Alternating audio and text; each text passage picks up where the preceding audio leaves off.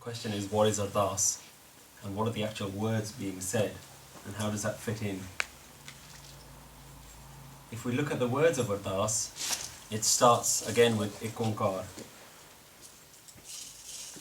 Ik Oangkar, Sri Waheguru Ji Ki Fateh. Everything is the victory of Waheguru. Sri Bhagauti Ji Sahai. So, if we take the example of the Ardas in its everyday use, what we do is we're trying to get the universe to change something. Most of the time we're trying to get the universe to say, can you please make sure this happens? We're trying to get the universe to go in our way of thinking. Right? So there's you, this tiny little individual, and you've got an idea in your head about how you want the universe to go, and then there's the universe. So your Ardas, you're hoping, is to shift the entire universe's alignment to your way of thinking. Yeah? Now we used the example before, what if one person wants it to rain tomorrow, and what if one person doesn't want it to rain tomorrow? Does the universe shift its entire self based on the one whose Ardas is a little bit stronger? Or is the very way that we try and think of Ardas actually the wrong way round? So there's me. God, I've got a pretty good idea how I think the world should be tomorrow. And I've got 3 minutes, I can go just do my spiel. And then hopefully that's done enough to shift the entire universe into my tiny way of thinking. Maybe it's the other way around. Maybe when we say Ik Oangkar, Sri Bhagauti Ji Sahai, Bhagauti is the strength of the sword. So maybe the Ardas means that there is this oneness, and in order to go in its path, I need to have the strength of the sword. I need to walk the straight arrow, the straight path, the path of Bhagauti, the path of the sword, the one that takes a lot of strength to go down that path. Sri Bhagauti Ji Sahai. I need the help of that sword-like straight and arrow mentality that I may comprehend what the universe is about to do. Because the universe is not going to change its mind based on a couple of minutes that you've read out a prayer. The universe is going to do what it's going to do. And you need to align yourself in the direction of what the universe is going to do. Rather than saying, I want the universe, I want God to do this, because I've got a pretty good idea of what I want to happen. As noble as your Ardas is, it's you basically saying, I want you, the entire universe, to do what I'm asking you to do. The Ardas is the opposite of that. It's actually saying, the universe, you're going to do something, Ik Oangkar, you're going to go down your path, but I need the Sahai, the help of Sri Bhagauti, of that straight path, that I may understand your path, I may understand your hukam. Vaar Sri Bhagauti Ji Ki. This is the song of that path of the sword. Pathsahi Dasvi, as described by Guru Gobind Singh Ji. Pritham Bhagauti Simar Ke. First understand that path. Understand that straight and narrow path that requires the strength of the sword. Understand that you have to have the strength of the sword to walk that straight path of what the universe is about to do. Pritham Bhagauti Simar Ke. First meditate on that. Guru Nanak Lenti Aaye. When we remember the Gurus in the Ardas, what we think is, I'm first going to ask Guru Nanak Dev Ji, then I'm going to ask Guru Angad Dev Ji, I'm going to ask all the Gurus, then I'm going to ask everybody else to help me get what I want. But it's not saying that. It's saying, first understand the straight path of Hukam. Then understand that Guru Nanak Dev Ji was the first in line, and he understood that path, and he followed that path.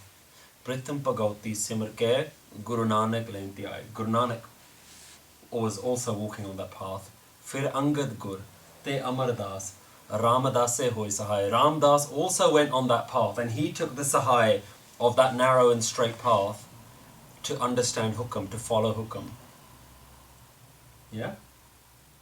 Arjan, Har Gobindano, Simro Sri Har Rai, Sri Har Krishan Tyaiye. Sri Har Krishan was also walking on that path. When he saw that path, just dite sab dukh jaye, all his dukh was gone.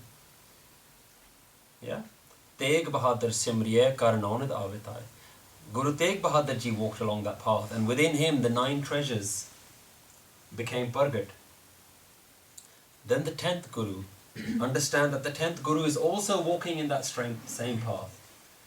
Then understand that Guru Granth Sahib Ji is also the message of that same path.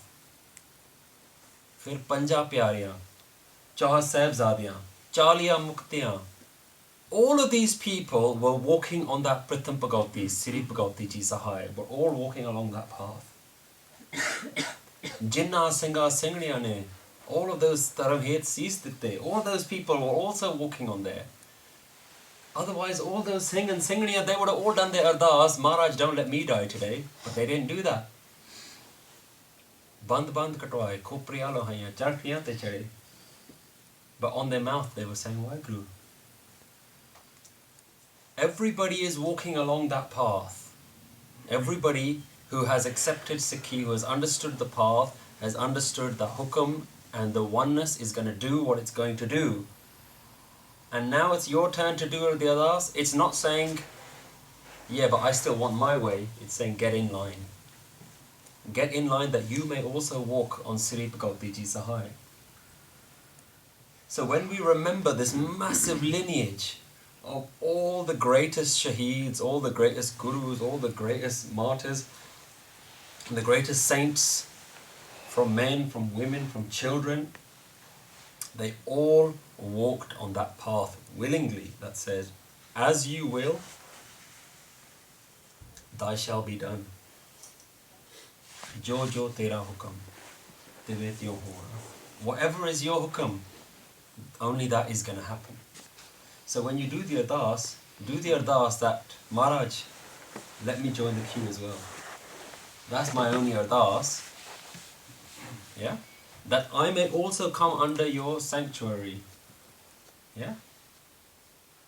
Because Guruji says, even bin bolya sab kich janega, kis aage kiche ardas. Without even saying anything, the universe already knows what you want. Who are you doing an ardas to? Yeah?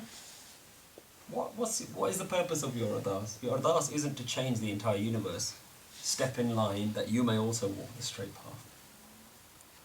So the way we do an ardas has to not be from an ego perspective. God, leave me as I am. Just add to all the stuff that I already build upon myself. I have all this great identity, this world that I've built for myself. And I'm having a prayer to you, give me another block to add to my mansion.